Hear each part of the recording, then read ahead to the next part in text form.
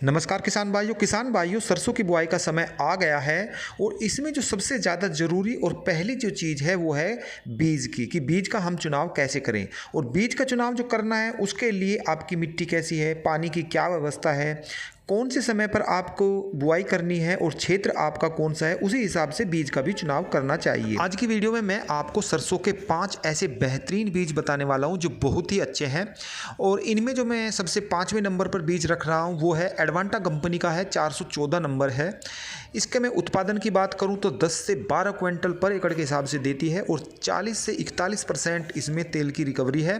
150 centimetre पौधे की height होती है और इसकी यदि पकने का समय लेती है तो वो 120 से 130 दिन का समय लेती है, कोई ज़्यादा ये पकने में समय नहीं लेती है। मिट्टी की बात करूं तो भारी व हल्की दोनों तरह की मिट्टी में ये अच्छा उत्पादन देती है। यदि इसकी आप बुआई करने हैं, ये अर्ली वैरायटी है और इसकी यदि आप बुआई करोगे तो अक्टूबर के शुरू में कर दीजिए, या फिलहाल करना चाहते हो सितंबर के, वैसे तो थोड़े ही दिन बचे हैं, लेकिन यदि आप इसकी समय पर बुआई करोगे तो बहुत ही अच्छा रिजल्ट देगी। वरना यदि आप इसके नवंबर तक बुआई करते हो तो फिर उत्पादन में गिरावट आ जाती है।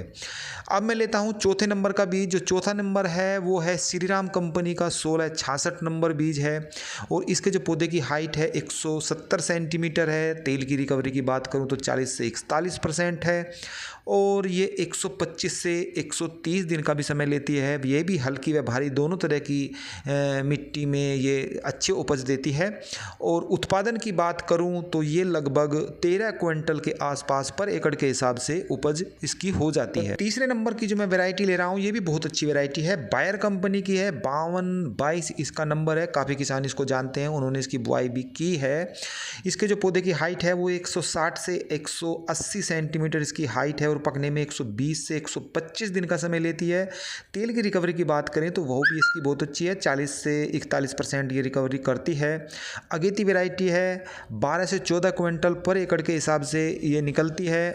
इसके जो बुआई करें आप अक्टूबर के पहले हफ्ते में करें और जैसे जैसे आप इसकी जो बुआई है वो लेट करते जाएंगे उत्पादन की मात्रा घटती चली जाएगी। दूसरे नंबर की जो वैरायटी है वो है पाइनर कंपनी की है, 45S46 है। पौधे की हाइट की बात करूं तो 160 से 180 सेंटीमीटर है और पकने में जो समय लेती है वो 120 से 125 दिन का समय लेती है। तेल की रिकवरी इसमें काफ़ी अच्छी है, 42% तक इसकी रिकवरी है। उत्पादन की बात करूं तो 12 से 15 क्विंटल तक बड़ी आसानी के साथ ये उत्पादन दे देती है। पर एकड़ के हिसाब से काली मिट्टी में ये बहुत ही अच्छी होती है, लेकिन इसमें एक कमी भी है, ये झड़ती बहुत ज़्यादा है। जब इसकी ये पकने लगे तो पकने से यानी कि सूखने से पहले ही यदि इसकी आप कटाई करोगे तो बहुत अच्छा रिजल्ट देगी, वरना इसमें ये कमी ज़रूर है कि ये झड़ती है। अब मैं आपको बता रहा हूँ पहले नंबर की जो वैरायटी है और वास्तव में ये अच्छी वैरायटी है और इसीलिए मैंने इसको पहला नंबर दिया है। इसका नाम है कोरल 432, एडवांटा कंपनी की है, बहुत अच्छी वैरायटी है और इसके जो पौधे की हाइट है वो 160 से 170 सेंटीमीटर है। और ये जो सभी तरह की मिट्टी है, हार्ड मिट्टी हो, रेतीली मिट्टी हो और पीली मिट्टी हो, उसमें भी इसके उत्पादन पर कोई फर्क नहीं पड़ता, बहुत अच्छा उत्पादन ये वहाँ पर देती है। तेल की रिकवरी की बात करें तो 42% देती है, 125 से 130 दिन में पकने का समय लेती है। इसके उत्पादन की बात की जाए तो 15 क्विंटल पर एकड़ बड़ी आसानी के साथ ये दे देती है उत्पादन। और इसकी यदि बुआई करें तो अक्टूबर के शुरू वाले हफ्ते में यदि इसकी बुआई करते हैं तो बहुत अच्छा उत्पादन देगी। वैसे तो आप इसकी बुआई 15 नवंबर तक भी कर दें तो भी इसका उत्पादन अच्छा ही रहता है, लेकिन उत्पादन पर प्रभाव तो पड़ता ही है, उसकी जो रिकवरी है, उत्पादन है, वो घट जाता है। कोरल 432 बीज के बारे में थोड़ी आपको जानकारी और भी दे दूं कि इसका जो दाना होता है वो बारीक होता है और इसकी जो बीज की मात्रा आप रखें 1 kg पर एकड़ के हिसाब से रखें, यानी कि 200 ग्राम 1 बीघे में इसकी बुआई करें, क्योंकि ये फिर ज़्यादा जम जाती है तो फिर इसके उत्पादन पर प्रभाव पड़ता है।